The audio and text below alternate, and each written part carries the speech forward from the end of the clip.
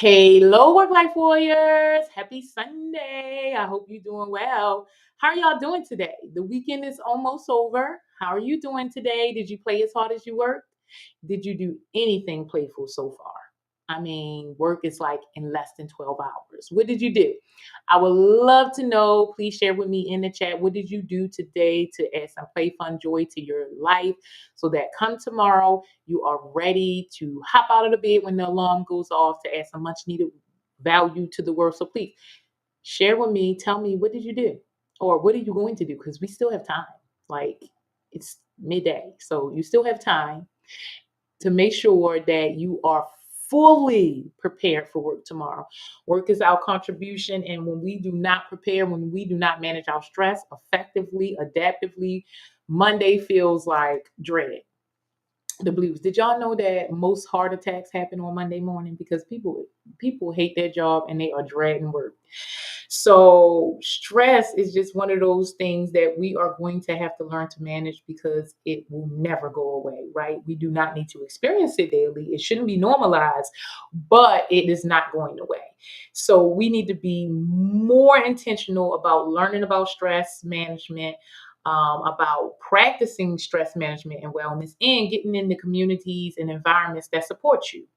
So, one of the things that I would like to do is create a book club community. We are going to read a book a month, and it will focus on things that will help you live a practical lifestyle of play, fun, joy, and laughter. And so, starting, I think it is the 5th, we are going to talk about a book live each month, each week, but we'll have a new book each month. And we're going to start with Who Moved My Cheese, which is one of my favorite books. The series is one of my favorite books.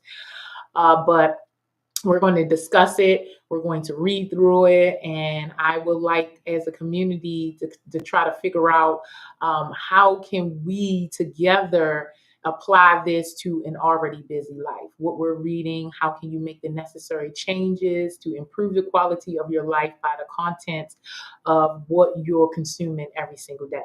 But today we are going to finish with the book. I think this is part 3 or 4. Part 4. Yeah, part 4 of Unstressable. So I did 3 different videos already, and I went through 4 different bookmarks. As you can see, this book made me think about a lot that I want to share with you all. And so I make these little marks, and then I like to kind of go through and talk about what it triggered for me. 1, 2, 3, 4. So it could be useful for you. And so right now I am on page 22, Unstoppable, and it says, now remember, I hadn't read this book in a while, so it will take me a little while. It's been about 2 months, 3 months, so it's going to take me a little while to figure out why I tabbed it there, but just roll with me. So it says, I started to move to formal learning and trained in some different modalities of stress management. And I knew from my own experience work, mindfulness, EFT, Reiki, meditation, and acoustic healing. I studied spirituality, read the traditional texts and more modern books. I went to study Kabbalah and chatted about Buddhism, Surfism, and other faiths with everyone that offered to teach me. I took keen interest in learning about psychology, coaching, neuroscience, and worked with a great coach myself. And yes, I even read books written by an engineer about the topic of happiness. And she's talking about her co-author. And so I think that I highlighted that because, yes, absolutely, this is kind of like the video that I did last week on Unstressable. I collected so much different information from so many different sources. So many different sources. I was having a hard time at work. Everyone on my team. Our manager was an inexperienced first-time manager whose greatest skills were technical. So she wasn't a people's person. She had poor people skills. And so people came in and they left quickly. We had the highest turnover I've ever seen in a company. Many people did not flourish under her leadership. It was actually quite miserable. I got tired of being a part of the choir, hearing my coworkers complain, feeling myself complain. And so I decided that I wanted to do something about it. So I started researching stress and stress management to figure out if there were any fun options in the RDU area. And of course, there weren't. I mean, there are, but they were short term maladaptive. So the norm, we can go out drinking, you can game, you can play as far as like social play. You can do social media, TV. They had a lot of events, but it was nothing target specifically to like stress, right? Directly decrease cortisol, the stress hormone.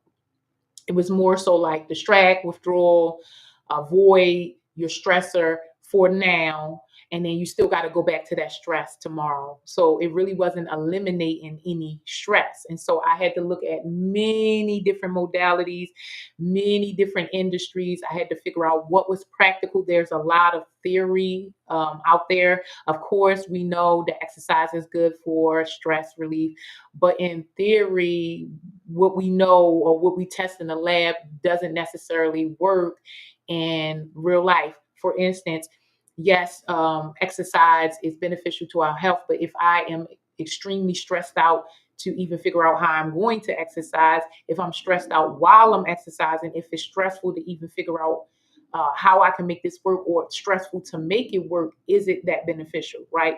So what they were offering or the information that was offered was very, it was theory based. It wasn't practical. And so I had to figure out how I could take this information and make it practical. And so I had to go to many different industries, modalities. I had to learn from many different people in order to figure out what are tools, tips, tricks, techniques that can be used in any context, in any environment, right? Because what work in one environment may not work in another.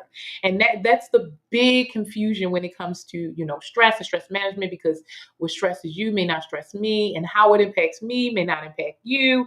And then so what works to decrease cortisol in my body or make me feel less stressed may not work for you, right? So for instance, when I first started this, I am a city person. We did not deal with bugs. The most we had was maybe a bee, roaches here and there, but like it's just not really a place where you see a lot of like insects, bugs. So when I first got down here, it was not fun or it was not relaxing for me to go out in nature. It was actually quite stressful. I could not relax. I couldn't be in the present moment. I was too worried about bugs, about things jumping out on me. And so nature would not have been a good stress management practice at the time when I first moved down here from Baltimore.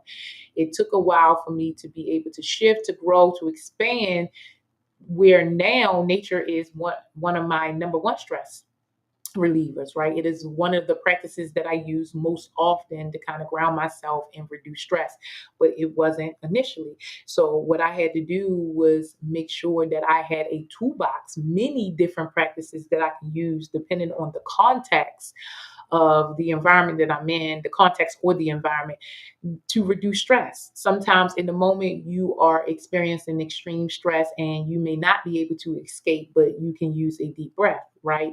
And the person next to you may not or should not know that you're doing it, right? Sometimes stress management is about managing your stress and not letting the other person know that you're stressed, right? You're working through internal stressors while remaining engaged in what's happening right in front of you. And so for me, it was a lot of, okay, these work in the lab, okay, but I'm busy, life's busy. It's not ideal. So how can I take these very, well, they were ideal, right? Ideals. How do you take these ideals and make them practical? That really, that was the question. How do you take these ideals and make them practical so that people can use them every single day? So that's when I came to the conclusion of the reason why people avoid, withdrawal, deny, stress is because it's not really practical to manage stress. To practice wellness, the environment that we're living in doesn't really make it easy for us to practice stress, for us to show up as our best self, for us to do the things that's best for ourselves. And so I was trying to figure out, how can I make this easy? How can I make it an easy solution, something that people want to do? It doesn't feel like a chore, but it's something that they look forward to doing. It is like their little getaway, their me time. And so that's how I came up with my play sessions, and how I took information and made it more accessible and easier to understand and apply to an already busy life, because this information is out there, but it's not really practical, right? And it's out there in so many different ways. It's not like one place that you can go and find it, because even if you Google, you're going to get pages after pages after pages of information, which is not necessarily a bad thing, but it is a lot of information, right? And so you can be inundated, you can feel overwhelmed by the information. I know I did plenty of times. Or you can pick the first couple of things and you could try them out, and they don't really work for you, or they're not sustainable in with your type of lifestyle. And so that's why it's so important for you to have a toolbox, for you to go and get that stress education, get the stress management and wellness training, and create a community of practice for the support, because in any given context, you may have to reach for a different practice that may not work in all contexts. So again, deep breathing may not work in all contexts. Laughter may not work in all contexts, but you have enough practices or enough skills or enough solutions to understand what will be best in this given moment or in this context. And so, absolutely, I completely understand what she was saying. I had a need, I had a pain, and I did what I needed to do to figure it out. The information wasn't really practical. So we keep going until you find out, how do I solve this problem? How do I reduce this pain? And what worked for me is just having many different options and understanding how to utilize them and when. So please share with me below, what are your thoughts on what I just said? What have you discovered about stress management? Was it easy for you to learn about stress, for you to train yourself in stress management and wellness? Is it easy for you to practice stress management and wellness in any environment? Do you have a community of support?